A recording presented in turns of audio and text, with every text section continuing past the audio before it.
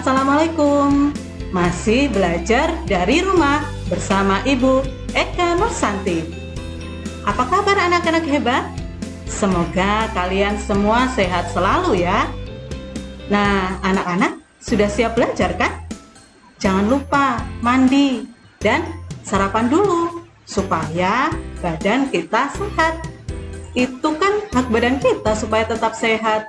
Jadi kita wajib dong menjaga kesehatan tubuh. Bu Eka ini ngomongin apa sih? Hak, kewajiban. Sini Bu Eka kasih bocoran ya.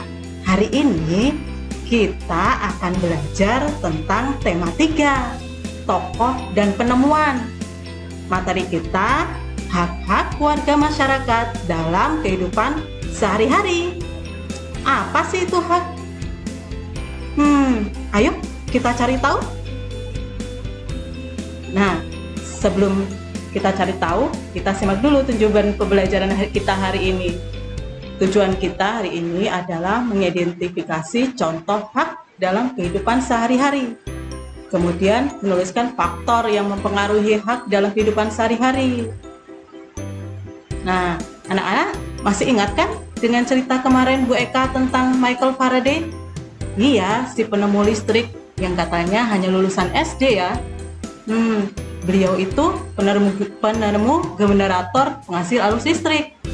Sikap apa sih yang dapat kita contoh dari beliau?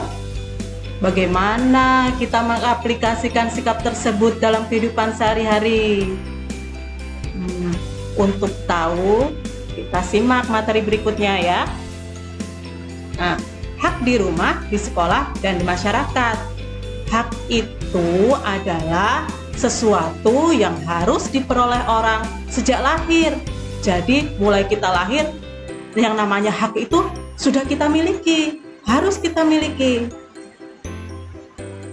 Nyaman saat belajar di rumah itu merupakan contoh hak kita di rumah. Kemudian belajar dengan nyaman di sekolah itu juga merupakan hak kita, tapi di sekolah. Nah, selain itu, lingkungan yang sehat dan nyaman juga merupakan hak kita di masyarakat.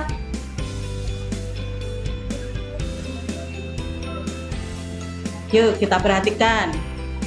Hak di rumah. Hak anak-anak dan kita semua di rumah adalah mendapat kasih sayang. Hak mendapat makanan dan minuman, hak untuk belajar dengan nyaman, hak untuk mendapat uang jajan. Ini nih yang paling seneng. Selain itu juga ada hak untuk mendapatkan tempat tinggal. Nah, itu tadi yang kita dapatkan di rumah. Kalau di sekolah bagaimana? Yuk kita intip.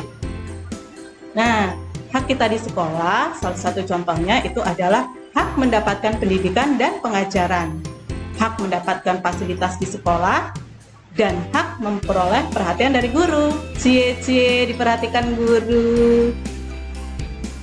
Kemudian hak kita di masyarakat. Hak untuk di masyarakat itu yang pertama hak untuk berkumpul dan berorganisasi, misalnya Karang Taruna dan sebagainya. Kemudian yang kedua, hak untuk mengeluarkan pendapat dalam musyawarah desa.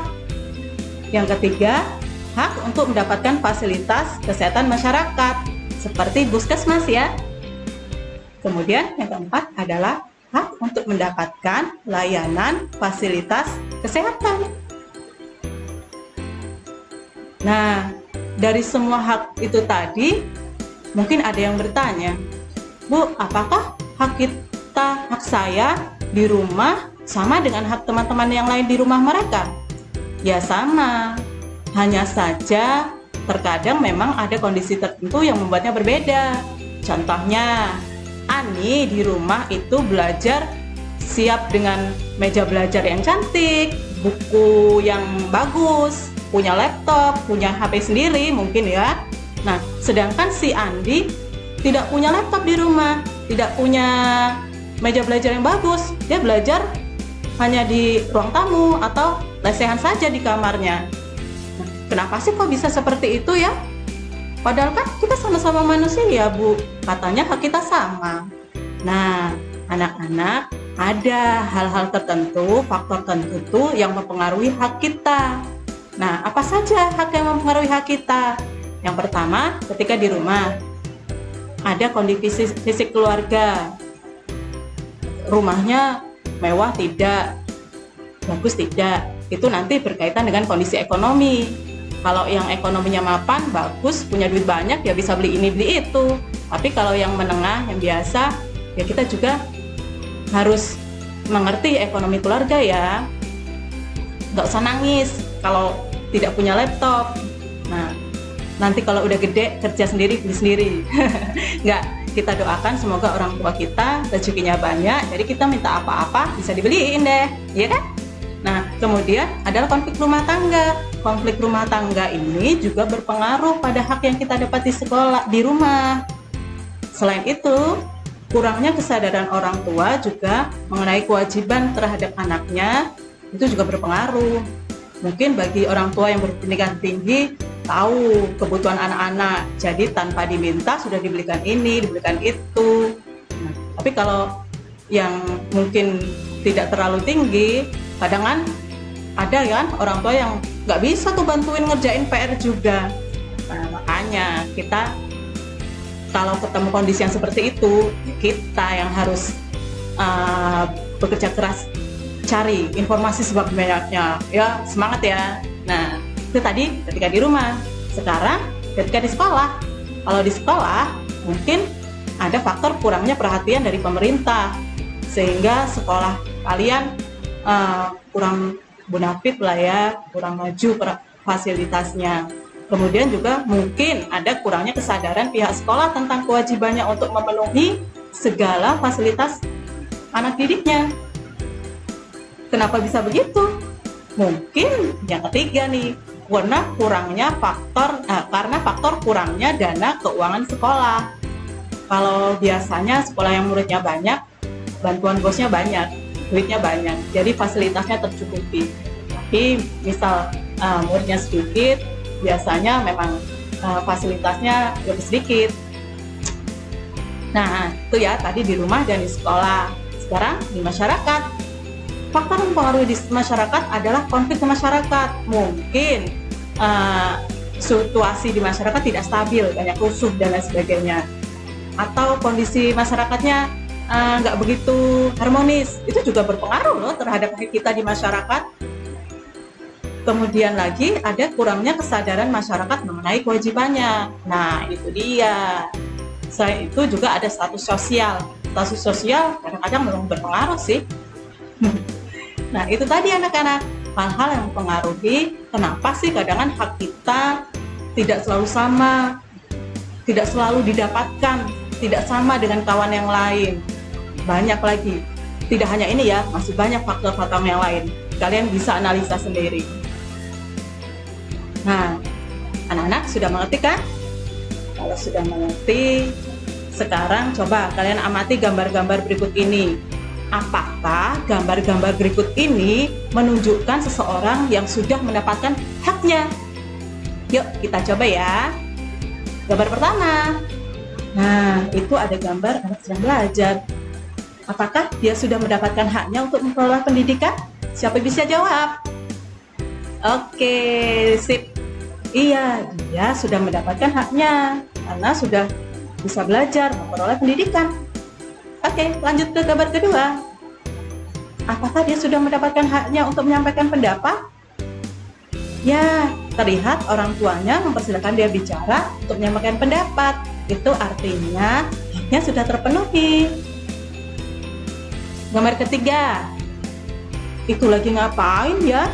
Sepertinya itu lagi dibully kawannya atau dinakali kawannya ya? Menurut kalian, apakah dia sudah mendapatkan haknya untuk memperoleh hidup yang aman? Iya, belum Bu Guru. Dia belum mendapatkan hak untuk memperoleh hidup yang aman karena masih dinakalin kawannya. Gambar keempat.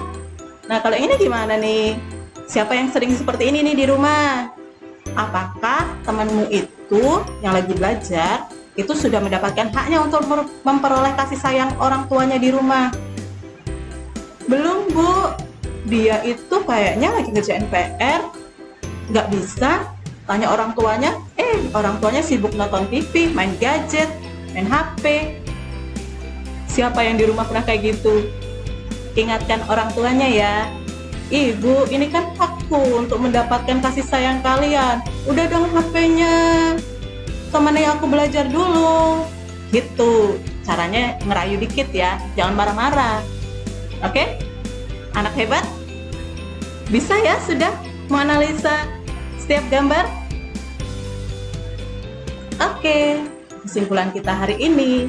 Setiap warga negara Indonesia berhak untuk mendapatkan pendidikan, menyampaikan pendapat, hidup aman, serta memperoleh kasih sayang dari lingkungannya. Hak-hak tersebut sangat dipengaruhi oleh lingkungan terdekat kita. Oke, pembelajaran kita hari ini Ibu tutup dengan quote dari Michael Faraday, "But still try, who knows what is possible." Intinya, selalu mencoba, karena kita nggak tahu apa yang akan terjadi nanti. Michael Faraday yang hanya lulusan SD ternyata bisa jadi orang besar, karena dia giat berusaha. Tidak ada yang tahu kesuksesan orang di hari depan. Betul tidak? Oke, terima kasih atas perhatiannya. Sampai jumpa di lain kesempatan. Thank you. Wassalamualaikum warahmatullahi wabarakatuh.